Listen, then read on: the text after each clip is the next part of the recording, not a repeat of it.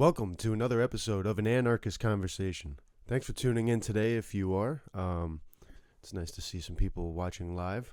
Want to talk about a few things today. Going to start off with some kind of current event sorts of things again.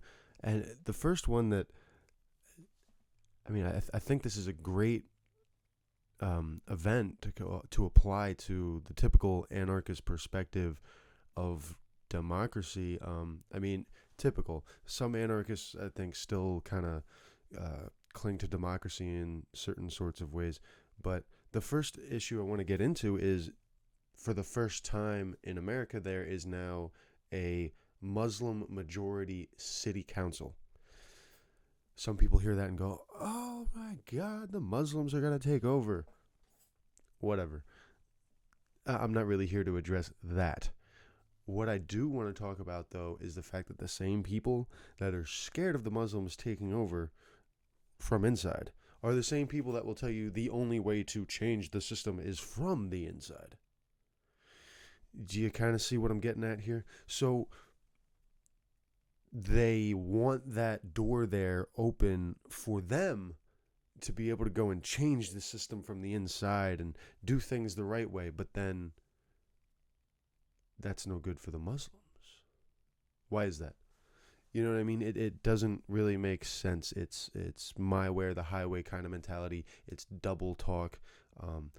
Democracy's great, but only when it works for me. That's what I hear a lot of times coming out of people, basically. They love the idea of democracy, but then as soon as some sort of extreme thing comes along and actually takes the cake in a democratic form, oh no, this is a problem.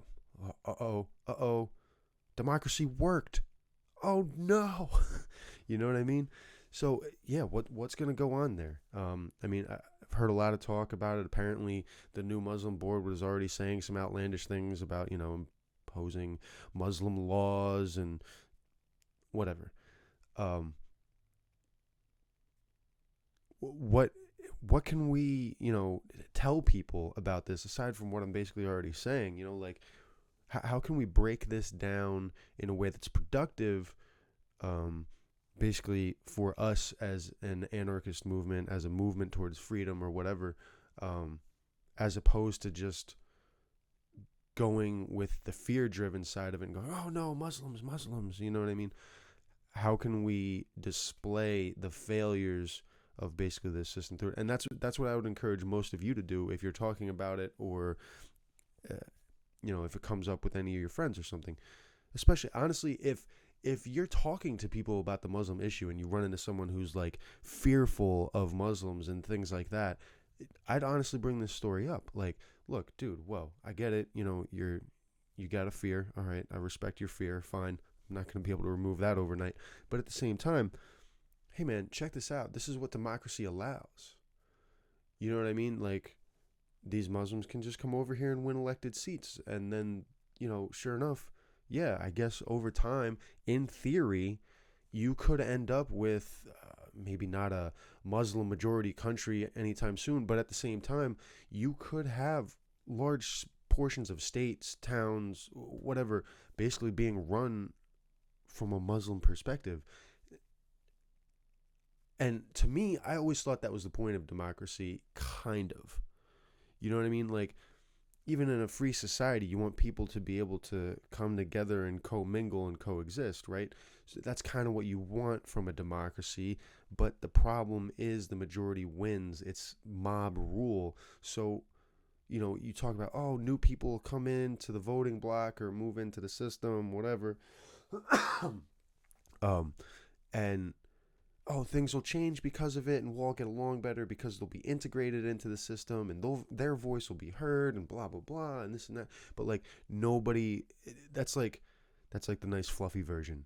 Nobody ever really talks about, like, oh well, what if a whole bunch of people move here who have completely different views and ideas and philosophies and principles and all that from basically the people who are already here, and what if they move here and now basically kind of take over just because democracy?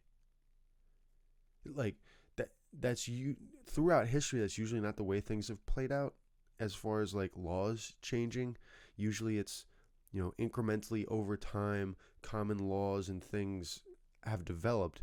Whereas like this would be like, all right, everything you learned up until now, here comes what we've been doing and learning up until now instead of what, you know what I mean? Like a complete swap.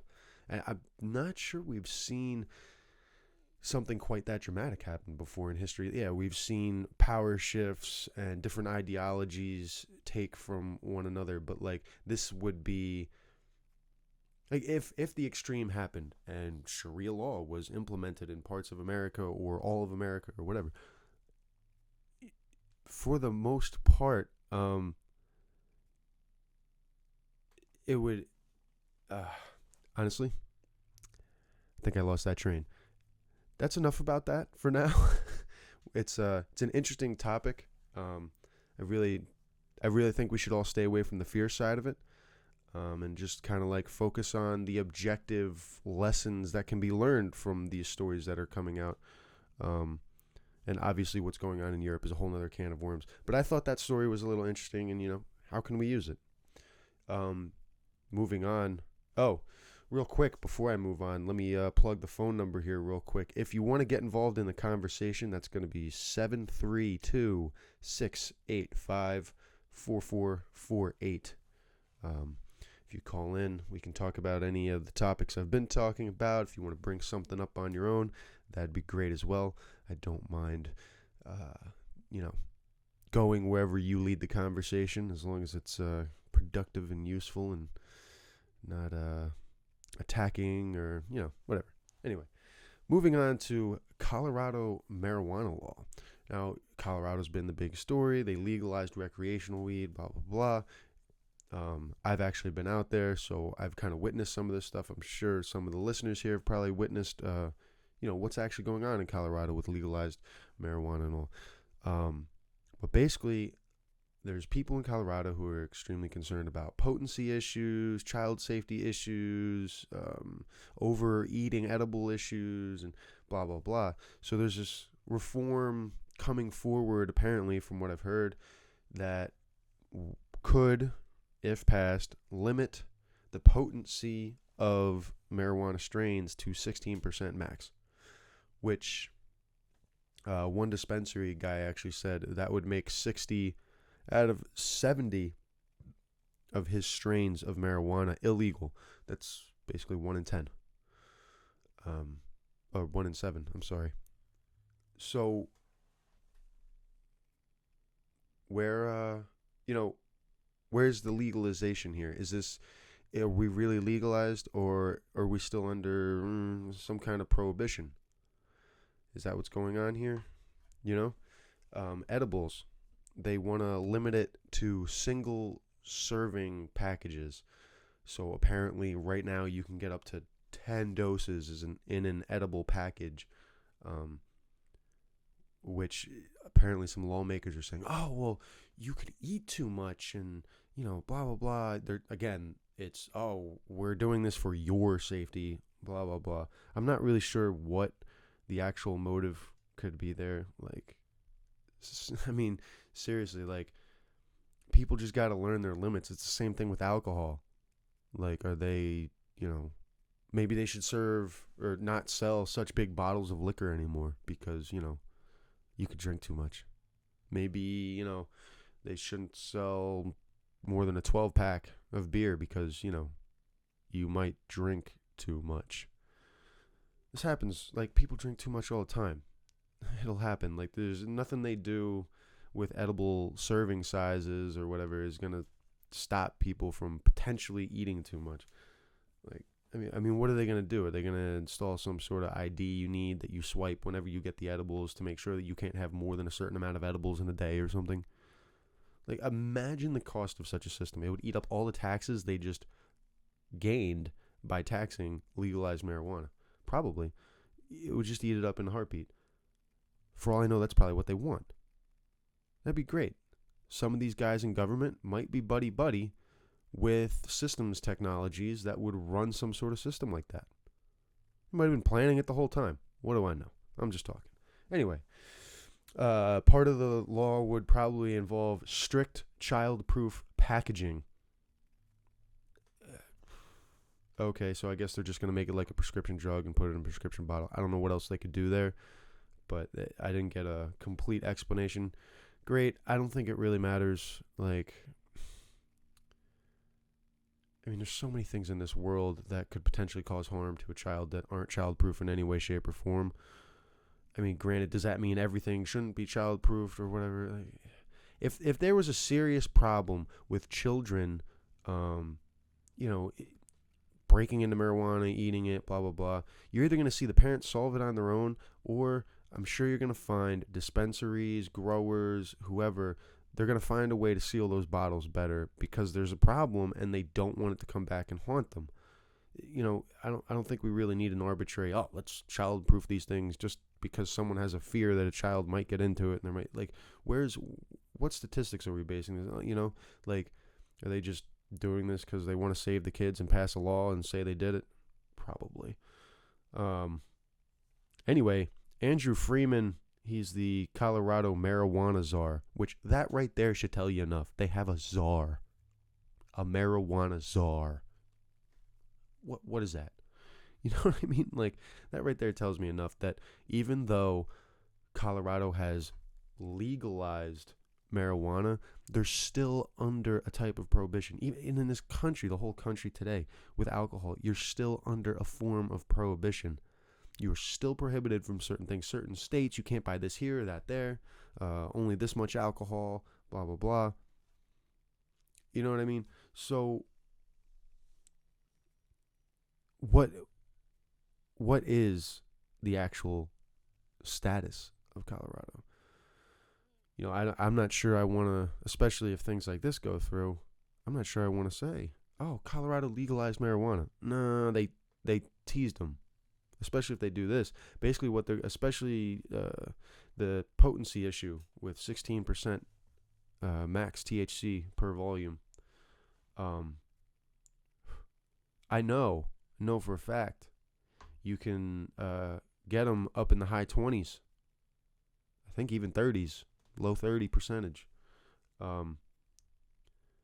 So right there, they're basically like, and I mean, me personally, do I know? I don't know, but when you're dealing with different types, different strains, they all have different effects, different uses. I couldn't tell you them all myself, but to limit it to that, now are we only going to be able to find out the results, or not the results, find out the uses for strains that are under that? You know, maybe now we're going to miss out on some of the uses and potential uses of marijuana because they'll weed it down to 16%, and then the market will basically stay focused on that. Sure, the black market will probably do its own thing, but the legal market will basically keep its efforts within that realm, which is stifling to innovation as far as I'm concerned. I mean, you know, most anarchists of certain flavors will tell you the state stifles innovation, even though they claim to promote it and protect it and blah, blah, blah. But would we see that happen in the marijuana industry then because of this? Quite potentially.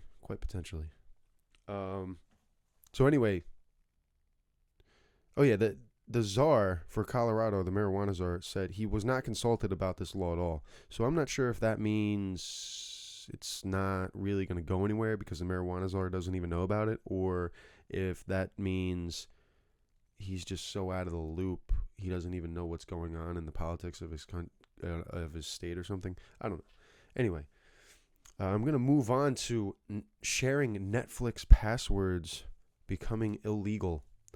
But before I do, call in at 732-685-4448 if you want to join the show. We'll probably be on the air for at least another 15 minutes, maybe a little longer. We'll see what happens. So I think it was the Ninth Circuit of the Supreme Court is basically dealing. Basically, the story goes, this guy worked for a headhunting business. So his game was finding people with a great resume and a job and matching them up, blah, blah, blah. Apparently, this one guy leaves the company and ends up bringing some of his previous co-workers with him to the new company or the startup. I can't remember if it was a startup or if he just went to another firm or something.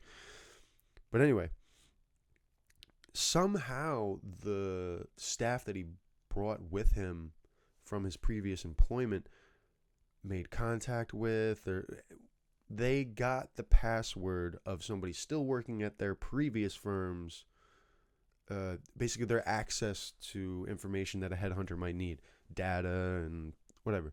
So in a sense, because they got that password, they could access all that data. They were almost running their firm off of another firm's resources and information and blah, blah, blah.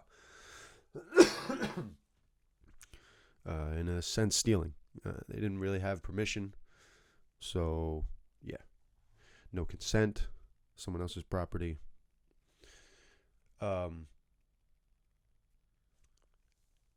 What the Supreme Court, Ninth Circuit, was looking at was the Computer Fraud and Abuse Act, which is rather vague, apparently, and really could basically give or make anyone sharing streaming service passwords a criminal in its loose wording and such.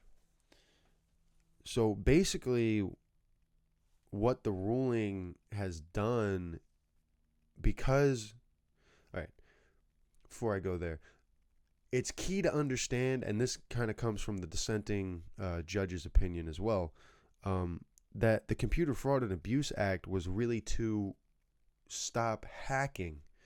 And if somebody gives you a password, are they really hacking? Hacking is a specific act of basically breaking into a computer wirelessly or, through the internet, whatever, through the back door of the computer and getting in that way instead of, basically being given permission to use it like a normal human being. So in this case, does that situation really apply? And that's what the dissenting judge was getting at.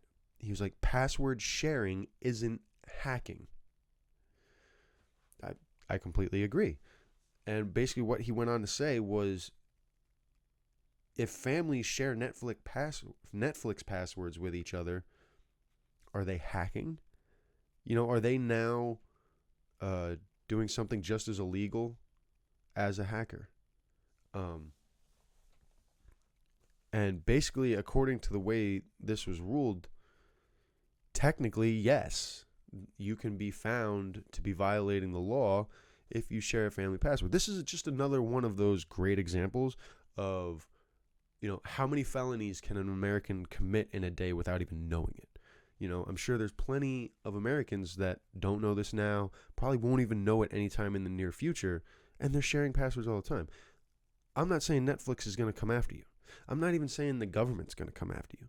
The fact of the matter is, on written paper, it is an illegal act, technically, because of the way this ruling went. So, yeah, it's kind of symptomatic of the way law works anymore, too, right? Like, the ability of the system to kind of sustain what the foundation of law was is completely eroded. It's not, there's no substance to the law anymore. There's no objectivity to the law anymore. It's just whatever they feel like doing, subjective nonsense they throw in. I feel this way, you feel that way. Let's just make a law that we all agree on and call it soup. No. Real law, it's undeniable, it's objective, it's always there. Gravity, it's a law. If you sit on a chair with a thumbtack on it, you will bleed. That is a law. You know what I mean? Anyway, enough about the Netflix thing. Here was something I had been thinking about recently, and I think someone on Facebook had kind of prompted this thought a little bit, but let's call it crisis thought control. It's like, I'm sure plenty of us are aware of what the media is. Thought control. They're one of the greatest apparatuses the state has for kind of getting everybody to think the same way at the same time kind of thing, or about the same thing. And I mean, just this year alone, like, just look at the, shall we call it, the train wreck of crises that have come along to basically, like, keep us thinking about A instead of Z. You know, it was probably around the beginning of the year, I think, bathrooms were the big thing. Huge deal. Bathrooms. Then the gorilla comes along. Everybody forgot about the bathrooms. I haven't heard or seen anything really on Facebook, on the internet, whatever, about bathrooms in a while. The gorilla thing even. I haven't heard anything about that. It was like, what, a couple weeks, everyone was going crazy about the gorilla. Gone, see you, bye. Why? Orlando happened. Orlando. And then what came after Orlando? Hillary. Oh no, she's not getting indicted? Great. Here comes a police shooting. You know? And it's almost like, you know, some people talk about like a collective conscious, and I'm not saying that I don't agree with such things or whatever. I'm just trying not to get into it too much right now, right here. But it almost seems like the collective thought process is just this ball rolling down a hill, and once something gets caught up in that ball, it just gets destroyed and forgotten and spit out the back as this ball continues rolling down the hill. You know what I mean? Like, are people even going to be talking about the Hillary emails in a couple months? I mean, especially once the election's done. If she gets elected president, I guarantee you it's going to be old news.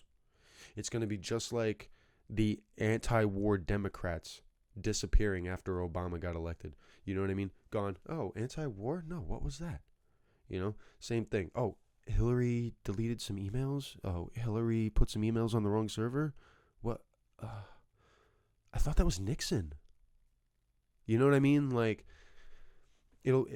it's crazy to witness how that really happens. And like, I'm not sure I can completely explain why or how. I know there's a lot of manipulation going on, coming down from the higher classes, the state, if you will, you know, all those people, the top 1 or 0.001%, you know, the Rothschilds or whoever. So yeah, it is interesting to see how society itself can't really seem to grab an issue and hold on to it for long. I think police shootings and police brutality might be the closest we've come recently. I mean, the civil rights movement back in the day was a decent one where like society kind of grabbed onto that, and that was an issue, and you know, it stuck around for a while. It didn't get steamrolled and left in the dust. It's a pretty big one, of course, so it's kind of hard to do that. But anyway, I think for my last topic here, I wanted to talk a little bit about animals. And this is going to be kind of light and fun. In a sense, I had a personal experience just last night that kind of brought this back into my mind. I've seen people over the years, whatever, recent times, even talking about how does the NAP apply to animals, or, you know, the non-aggression principle, or any libertarian philosophies, blah, blah, blah. And I think more often than not, they're, you know, trying to make sure that people aren't abusing animals, or that a certain philosophy doesn't condone it or allow for it, or blah, blah, blah. But the basic way I look at it is you got to treat animals the same way you treat humans. Not because animals really are humans. I'm not trying to say, you know, oh, animals are better than humans or anything like that. But from a natural law, objective perspective,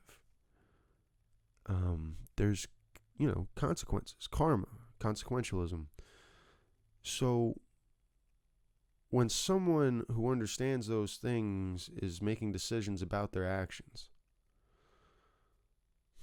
they aren't, it's not just about what they need or what they can get out of it.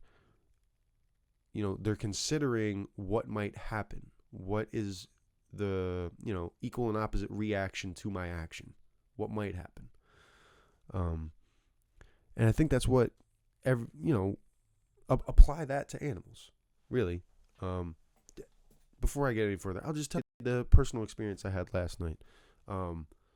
So for the most part, there's no reason to hit a person. So, where's the reason to hit an animal, right? Last night I actually got a little aggressive with a dog because he was actually threatening and getting aggressive with other humans. That to me, I mean, obviously I did it. I'm not trying to toot my own horn, but that's a perfect example of when to use aggression, force against an animal.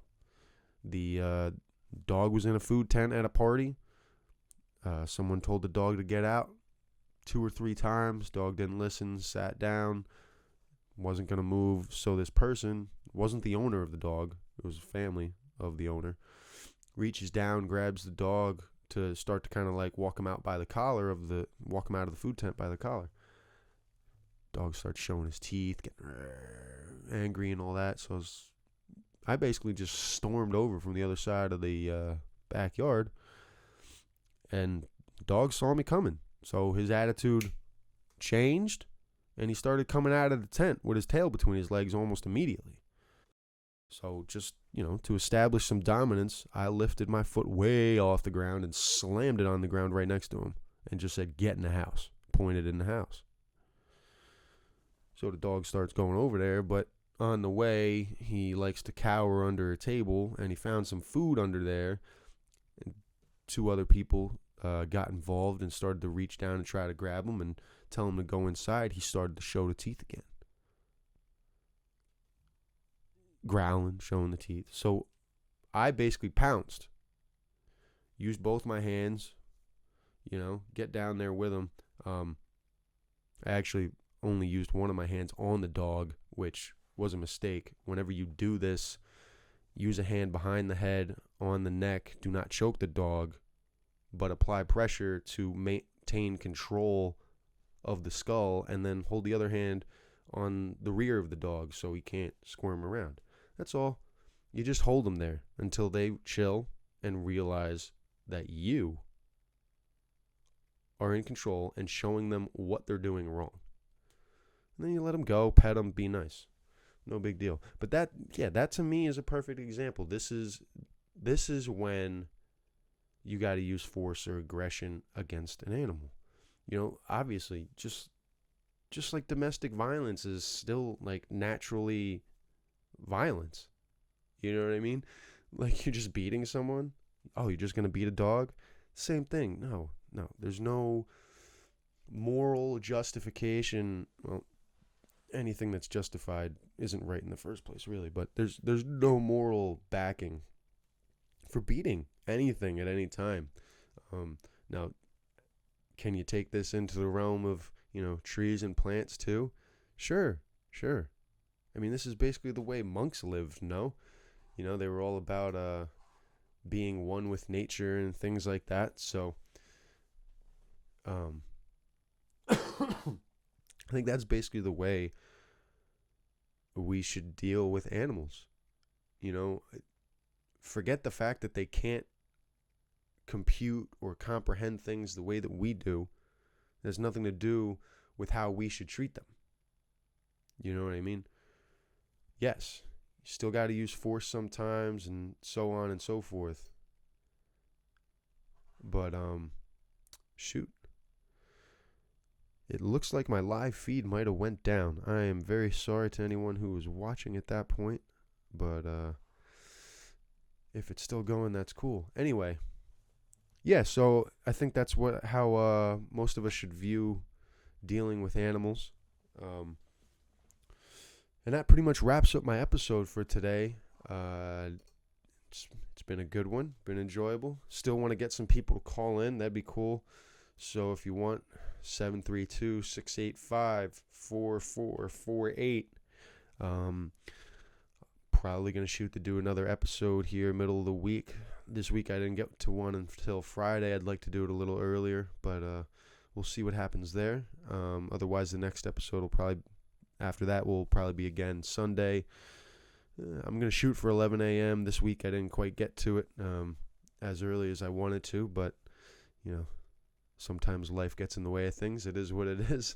I'm going to try to be as routine as possible, but yeah, check us out. I am trying to finalize getting the podcast on iTunes. I did connect the feed.